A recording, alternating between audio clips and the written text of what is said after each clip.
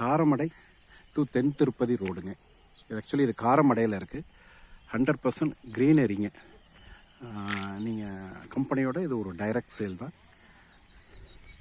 இது வந்து 33 ஃபீட் ரோடுங்க. 100% க்ரீனரி. எங்கேயுமே எக்ஸ்பெக்ட் பண்ண முடியாத ஒரு க்ரீனரி.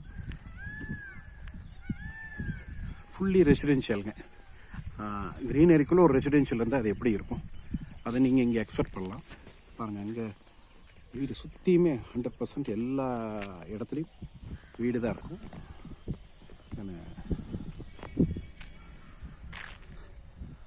பார்த்திங்கன்னா ரோடு உங்களுக்கு வெஹிக்கிள் போகிறதெல்லாம் கூட தெரியும்.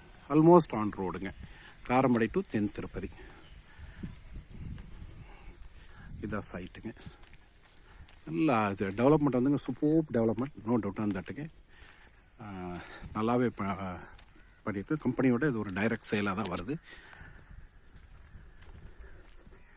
பார்த்திங்கன்னா இது வந்து நம்ம வந்து 23 ஃபீட் ரோடுங்க. இந்த ரோடு பின்னாடி ஊட்டி தெரியுதுங்களா, ஊட்டி ஹில்ஸுங்க பின்னாடி. இப்போ நம்ம இருக்கிறது 33 ஃபீட் ரோடுங்க, 33 அடி ரோடு.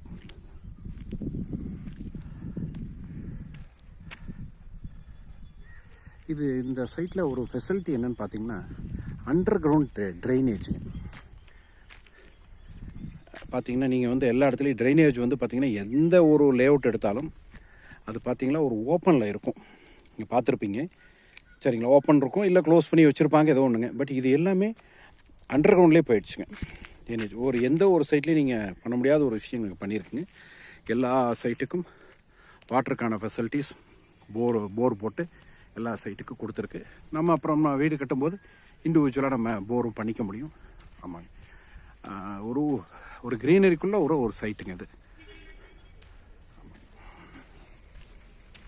இது நான் இப்போ இருக்கிறது 33 ஃபீட் ரோடுங்க.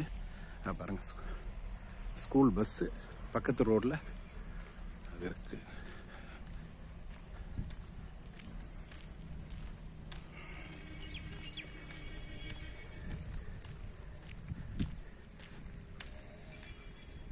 இது ஒரு 33 ஃபீட் ரோடுங்க.